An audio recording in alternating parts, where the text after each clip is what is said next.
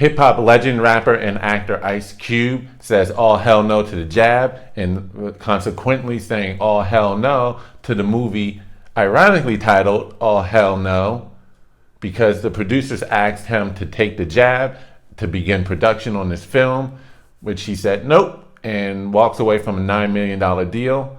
This was supposed to be a comedy that was going to start filming sometime this winter, as early as December, co-starring Jack Black, who's also one of the co-producers of the film. So reportedly, again, he was asked to do the jab. He says no, and so he walks away from the project. So now they're looking for a new co-star. Now, what I don't get, if this is really about the safety of the people on the crew, the cast, is why not just settle for regular testing, weekly testing, and so long as the test comes back negative, we're all good. You know, if this was about science and true safety, why not just offer for negative testing? Because wouldn't that make sense? So long as the tests keep coming back negative, you're good to roll. Because let's not forget, and I've done videos on this, the fact of the matter is just because you get jabbed doesn't mean you still can't get it.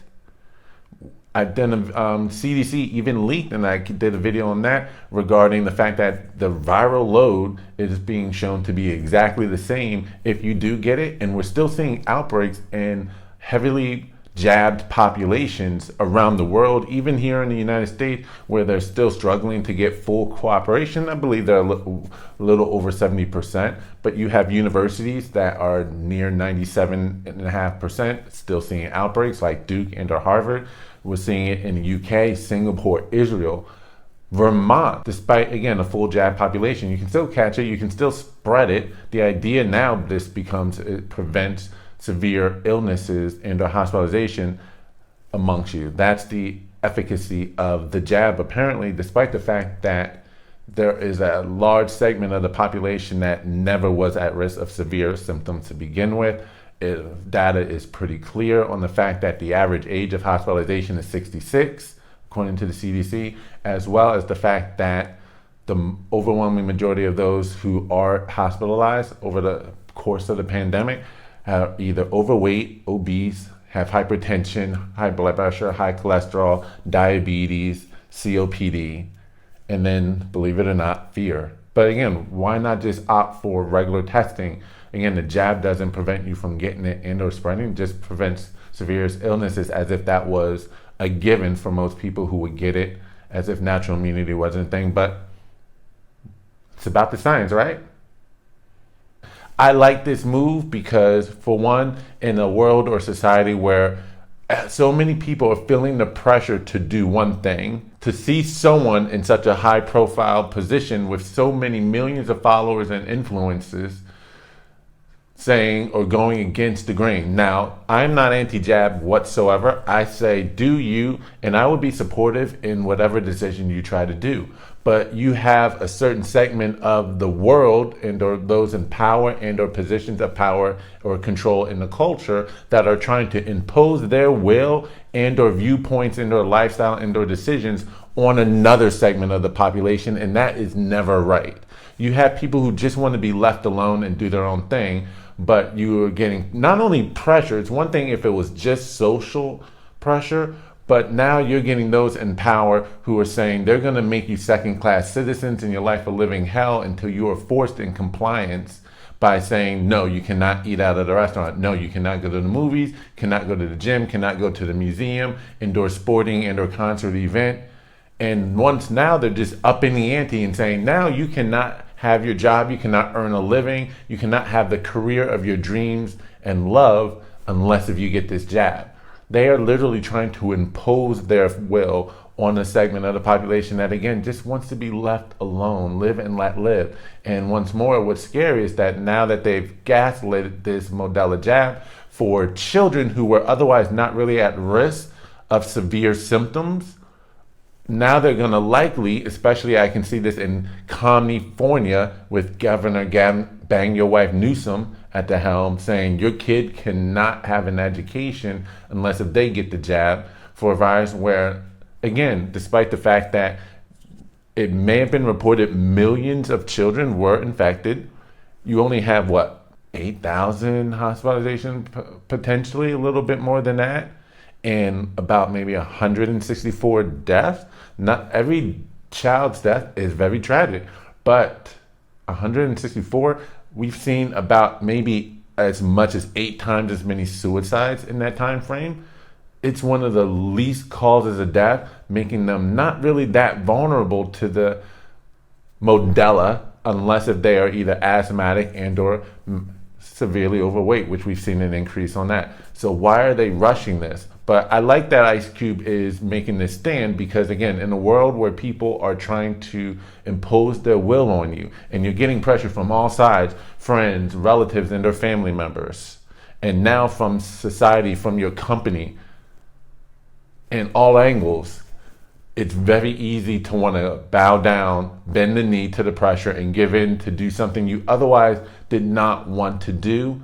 But to see someone in Ice Cube's position and his level of influence say, no, I'm going to resist this social move, can be very empowering to the average individual who's watching him. Again, entertainers, well, they may not be leaders, are very influential. This could be the influence someone else, the average Joe, could need or use to hold their ground, hold the line, and make a difference, make a change, and push back before it's too late. And it's not that Ice Cube is anti any pandemic responses. He made a big impact when it came to delivering masks to local universities and colleges around the country. I believe he even donated several PPE to universities and donated thousands of dollars, even had a t-shirt that said, check yourself before you wreck yourself, to something to that extent, with his face wearing a mask on the t-shirt. He was very supportive of various measures, but then there comes a point where you just get a little bit too invasive, too personal, and he's like, no, this is my line.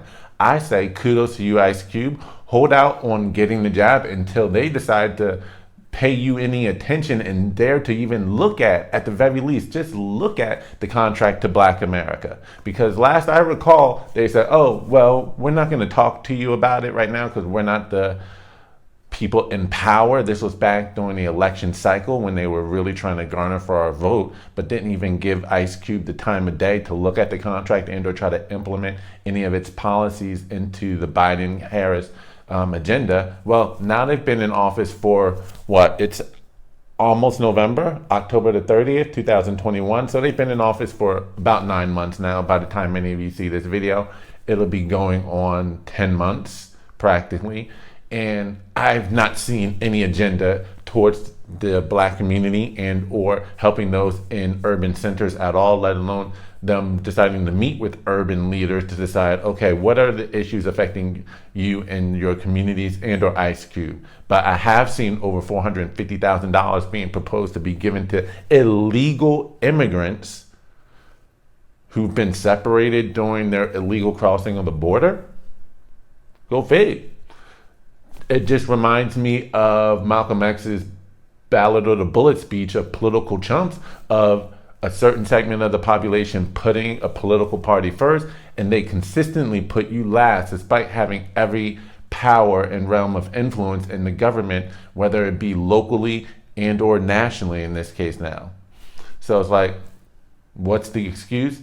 They're they're taking the Black vote for granted seriously. They don't even care. They're being very blatant about it, pushing every single policy agenda except for the one that Black America has asked for. So I say, yeah, Ice Cube, hold out until you get a meeting, and you're not going to just give away your power and your influence for an agenda for a group of people who can really care less about you and your concerns and or the issues facing the people in your community. So that's my video. By the way, if you're not yet subscribed to this channel, go ahead and smash that subscribe button. Your likes, your comments, your shares go a long way with helping promote this video and get it seen by other channels and are helping YouTube to promote a dialogue that they would otherwise wish was suppressed and or a position that they really hate and are doing their darndest to suppress by claiming community guidelines for merely stating facts that just doesn't align with the facts that they want to share with you. So again, like this video, comment on this video, subscribe to my channel. Thank you for watching and supporting. This is Bruce the Boss, and I'm out. Peace.